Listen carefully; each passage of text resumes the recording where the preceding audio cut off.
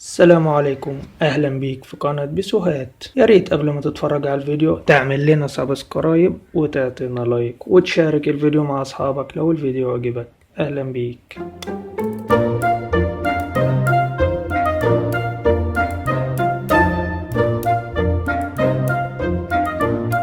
ازيكم؟ النرويج اسعد دولة على الارض. ده التقرير اللي بتطلعه الامم المتحدة كل سنة، وده اخر تقرير طلعته في 2017. طبعا احنا كلنا بنسأل احنا المركز الكام في التقرير ده. انا هقول اكتر 5 دول بتتابعنا.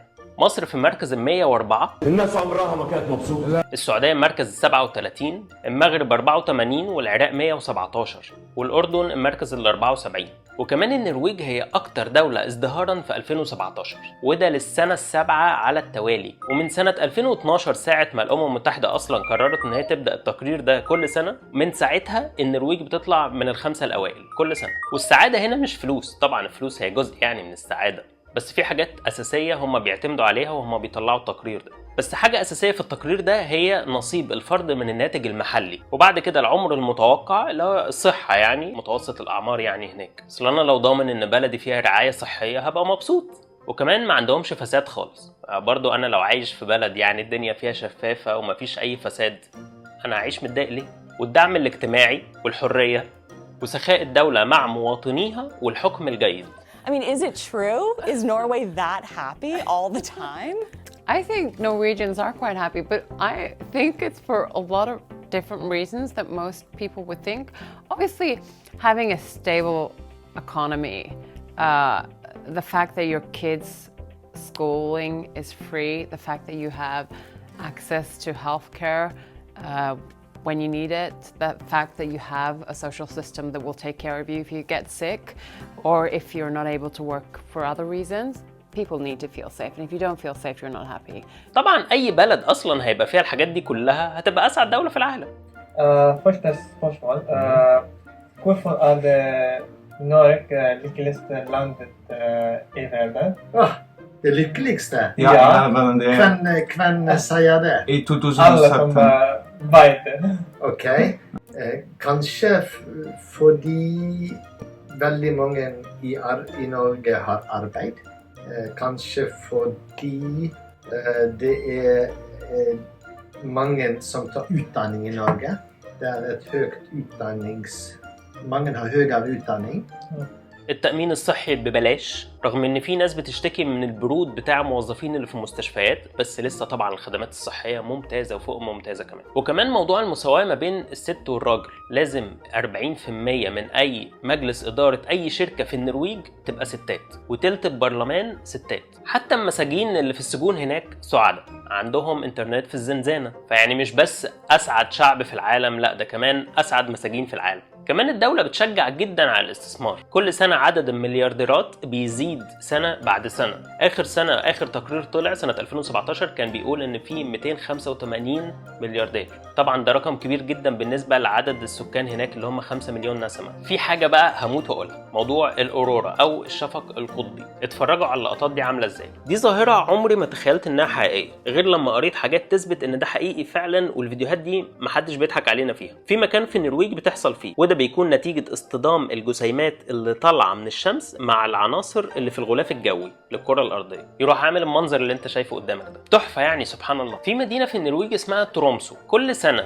في آخر أسبوع في شهر يناير بيتعمل مهرجان اسمه مهرجان الشفق القطبي. الناس بتقعد تسمع مزيكا كلاسيك وهي بتتفرج على المنظر ده. ترومسو كمان بيسموها باريس الشمال، ده عشان المتاحف والحاجات العريقة القديمة التاريخية اللي موجودة فيها. الشفق القطبي ده أو الأورورا مش موجود بس في النرويج، كمان موجود في كندا واسكتلندا وفنلندا وغيرهم من الدول اللي هي فوق دي في الشمال خالص. والسياح بيجوا من كل مكان في العالم بس عشان يشوفوا المنظر ده. كمان في مدينة في النرويج اسمها بيرجن من أهم المدن اللي في النرويج، وبيسموها بوابة المضايق البحرية، جمع مضيق يعني. حوالين بيرجن في 7 جبال، السياح بيروحوا بس عشان يبعدوا من دوشة المدن وبيروحوا المكان الهادي ده هناك. وكمان فيها أحياء تاريخية وقديمة عشان في ناس بتحب قوي الجو ده. لو عايز تحجز فندق في بيرجن أو أي مدينة تانية في النرويج تقدر تدخل على booking.com أو trivago.com. وكمان مدينة تروندهام، ودي ثالث أكبر مدينة في النرويج، ودي برضو مشهورة بالأماكن التاريخية اللي هناك. والأماكن التاريخية اللي هناك دي لسه زي ما هي، زي ما كانت زمان بالظبط، ما اتغيرتش. الكنائس زي ما هي، والمتاحف والأبراج القلاع اللي هناك، ودي من اهم الاماكن السياحيه في النرويج.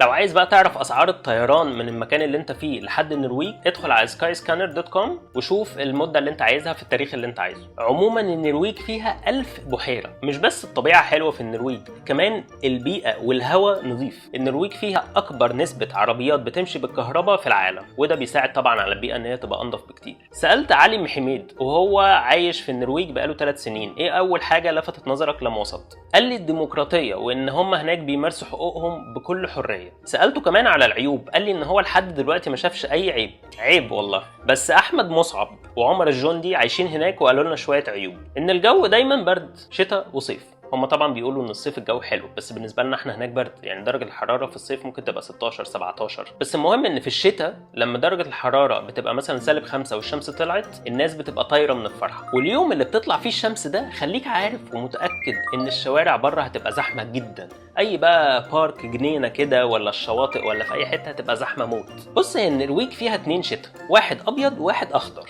الاخضر ده لطيف شويه، الشمس بتطلع فيه، الناس بتخرج فيه، ورد وزرع والحاجات دي. والابيض ما فيهوش الكلام ده خالص. وفي الصيف اللي هو الاخضر ده الدنيا بتلاقي للساعه 10:30 بالليل. كمان من ضمن العيوب هي الطرق ضيقه وبتحصل حوادث كتير بسبب الموضوع ده. في كذا حد قال لي ان في عنصريه شويه، بس العنصريه دي مش باينه، في مداري كده.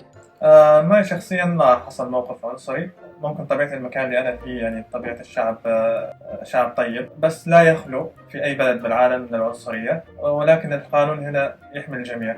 بس انت تقدر بكل بساطة لو حد عمل معاك اي حاجة عنصرية تقدر تروح تبلغ عنه، وفعلا هتاخد حقك بسهولة. وعشان كده نادر لما تلاقي قدامك اي نوع من انواع العنصرية. بس هم هناك بيحبوا قوي السوريين اللي هناك، وبيتعاملوا معاهم كويس جدا وبلطافة يعني. تقريبا العيوب اللي موجودة في النرويج الروتين، بلد روتيني فوق ما تتصور. حتى في حال انه حبيت تروح للمستشفى او لاي مكان راح يقتلك الروتين قبل ما يقتلك المرض. من ضمن كمان العيوب اللي قالها لنا عمر الجندي ان هيئة حماية الطفل دي تعتبر من العيوب، اللي هو اصلا ممكن تبقى قاعد تلاقي فجأة دخل عليك ناس واخدين ابنك ورايحين خلاص كده، والولد ده هيفضل عايش معاهم هم لحد ما يبقى سنه 18 سنة. ده بس بمجرد ان الجيران بلغوا عنك. ممكن مثلا يبلغوا عنك ان انت مثلا ضربت ابنك. دورت شوية كده في الموضوع ده، لقيت ان حصل مع أسرة هندية، هم عندهم راجل ومراته، يعني عندهم ولد عنده 3 سنين وعندهم ولد تاني عنده سنة. جم هيئة حماية الطفل دول خدوا الولدين ومشيوا.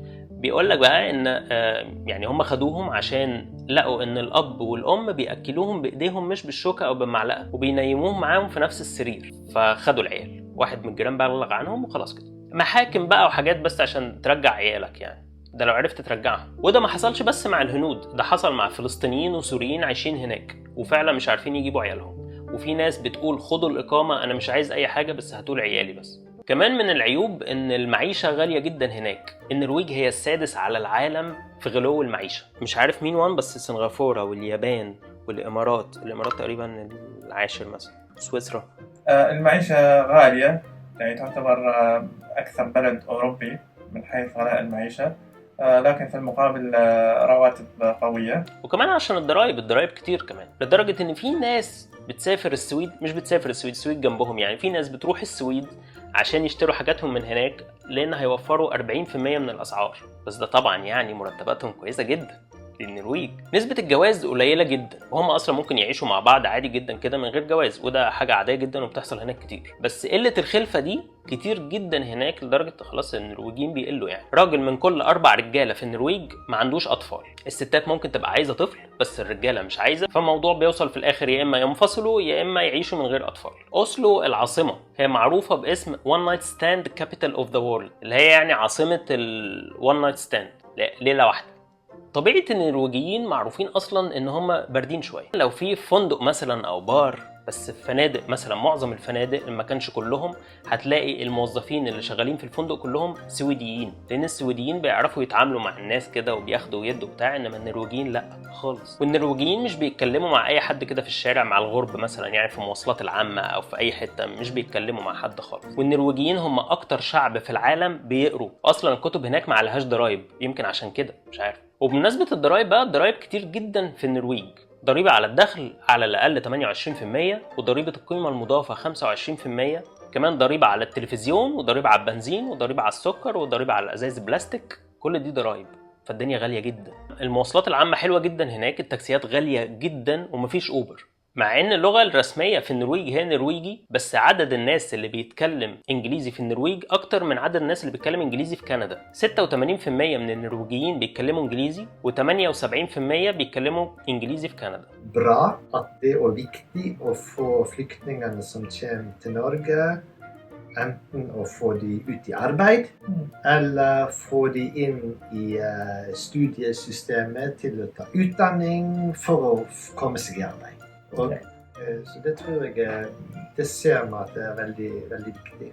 كلام كتير جدا ممكن يتقال عن النرويج. انا كنت مبسوط جدا جدا وانا بحضر الحلقة دي. حد يوديني هناك يا جماعة. اعملوا سبسكرايب.